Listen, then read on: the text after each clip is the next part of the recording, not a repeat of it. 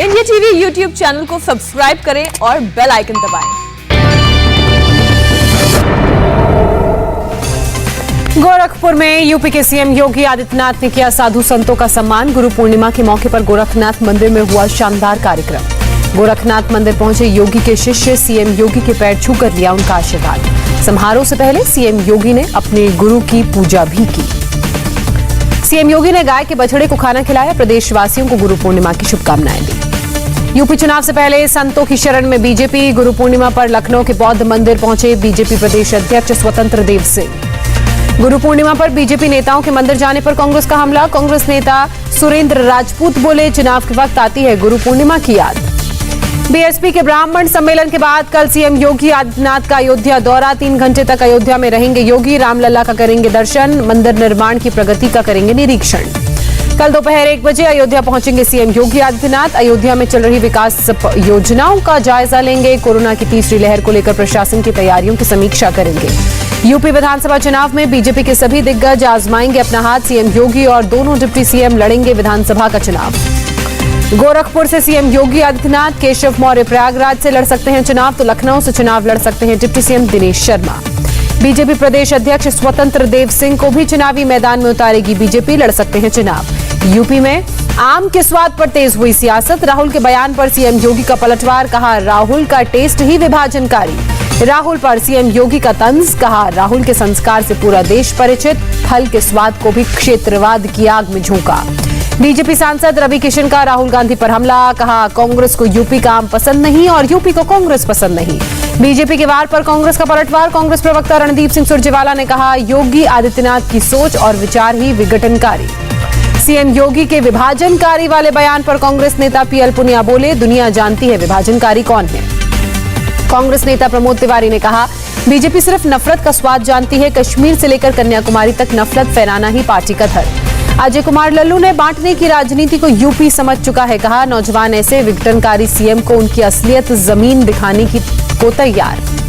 कांग्रेस नेता जयवीर शेरगिल का सीएम योगी पर हमला। पूछा, राहुल गांधी के आम का टेस्ट जानने से पहले सीएम योगी को बताना चाहिए कि बीजेपी सरकार लोगों को नौकरी क्यों नहीं दे रही है, क्यों खा रही है उनकी नौकरी। यूपी की गौशालाओं को लेकर कांग्रेस का सरकार पर हमला। कहा, योगी सरकार भ्रष्टाचार का पर्याय बन चुकी है। गौशालाओं की हालत जर्जर, सरकार सिर्फ बयानबाजी में व्यस्त। समाजवादी पार्टी ने की आजम खान की रिहाई की मांग। राजेंद्र चौधरी ने कहा, फर्जी केस में किया जा रहा है प्रताड़ित। खबरों में एसपी सांसद की जिंदगी। पंचायत चुनाव समेत कई मुद्दों को लेकर राजेंद्र चौधरी और राम गोविंद चौधरी ने यूपी की राज्यपाल आनंदीबेन पटेल को ज्ञापन सौंपा। योगी सरकार पर अंकुश लगाने की मांग की। यूपी चुनाव से पहले फूलन देवी को लेकर सियासत तेज हुई। पुलिस ने जब्त की फूलन देवी की मूर्तियां। बिहार सरकार की सहयोगी विकासशील इंसान पार्टी की तरफ से लगाई जानी थी मूर्तियां।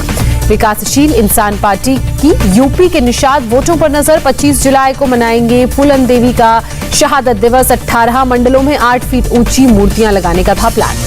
ओबीसी आरक्षण को लेकर एसपी प्रमुख अखिलेश यादव का बीजेपी सरकार पर हमला। कहा, 3 सालों में मेडिकल और दूसरे प्रोफेशंस में ओबीसी का हक दूसरों को दिया। बीजेपी से इंसाफ की उम्मीद बेमानी है। यूपी चुनाव में ओवैसी की शर्त। कहा, अगर अखिलेश मुसल्लिम को बनाए डिप्टी सीएम तो हो सकता है एसपी एआईएमआईएम का गठबंधन। बीएसपी के ब्राह्मण सम्मेलन पर कांग्रेस का हमला। कांग्रेस नेता अशोक सिंह ने पूछा, बहन जी कहां थी जब दलितों और ब्राह्मणों पर अत्याचार हो रहे थे। यूपी SC/ST आयोग के अध्यक्ष डॉक्टर रामबाबू हरित का बीएसपी के मिशन ब्राह्मण पर हमला। कुछ भी कर ले बीएसपी की सरकार नहीं बनेगी, कहा। समाजवादी पार्टी का बीएसपी और बीजेपी पर हमला। एसपी नेता जूही सिंह ने कहा, विकास की जगह दोनों पार्टियां धर्म और जातिवाद की राजनीति कर रही हैं। बीएसपी के ब्राह्मण सम्मेलन पर बोले स्वतंत्र देव सिंह। कहा, बीजेपी नहीं करती वंशवाद और जातिवाद की राजनीति। विकास को बताया पार्टी का एजेंडा। पंजाब कांग्रेस अध्यक्ष बनने के बाद रोपड़ पहुंचे नवजोत सिंह सिद्धू। किसानों से बात की। किसानों ने काले झंडे दिखाकर विरोध किया, नारेबाजी की। कहा, सिद्धू किसानों के साथ हमदर्दी दिखाने का नाटक कर रहे हैं। नवजोत सिंह सिद्धू का केंद्र सरकार पर अटैक। कहा, दिल्ली और गुजरात मॉडल फेल हो चुका है, अब सिर्फ पंजाब मॉडल ही विकल्प बचा है। कोरोना महामारी को लेकर पंजाब कांग्रेस का केंद्र पर तंज। ट्विटर पर लिखा, पंजाब तैयार है क्योंकि कांग्रेस सरकार है। पंजाब कांग्रेस भवन में आई भीड़ पर चंडीगढ़ में अज्ञात लोगों के खिलाफ दर्ज हुआ मुकदमा। कोविड प्रोटोकॉल के उल्लंघन का मामला। उत्तराखंड के बडकोट गांव की आवाज पहुंची पीएमओ। बिजली पानी सड़क की मांग। देहरादून से सिर्फ 25 किलोमीटर दूर बसे गांव में आज भी नहीं है मूलभूत सुविधाएं। चुनाव से पहले उत्तराखंड कांग्रेस में बदलाव पर बोले उत्तराखंड कांग्रेस प्रभारी देवेंद्र यादव। नई टीम लोगों की परेशानी सुनकर बनाएगी अपनी पॉलिसी। उत्तराखंड का मुख्यमंत्री बनने के बाद पुष्कर सिंह धामी पहली बार अपने गृह जनपद उधम सिंह नगर पहुंचे। रुद्रपुर में हुआ भव्य स्वागत। रुद्रपुर में पुष्कर सिंह धामी को किसानों ने काले झंडे दिखाए। बीजेपी सरकार के खिलाफ प्रदर्शन भी किया। आज से 2 दिनों के गोवा दौरे पर बीजेपी के राष्ट्रीय अध्यक्ष जेपी नड्डा कई कार्यक्रमों में हिस्सा लेंगे। पार्टी के सांसदों विधायकों से मुलाकात करेंगे। गोवा कांग्रेस के बड़े नेताओं ने दिल्ली में की राहुल गांधी से मुलाकात। जल्द संगठन में बदलाव की उम्मीद।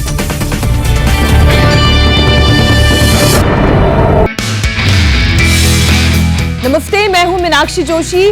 वीडियो और खबरों से अपडेट रहने के लिए India TV YouTube channel subscribe करें, बेल आइकन दबाना ना भूलें। जुड़े रहें इंडिया टीवी के साथ।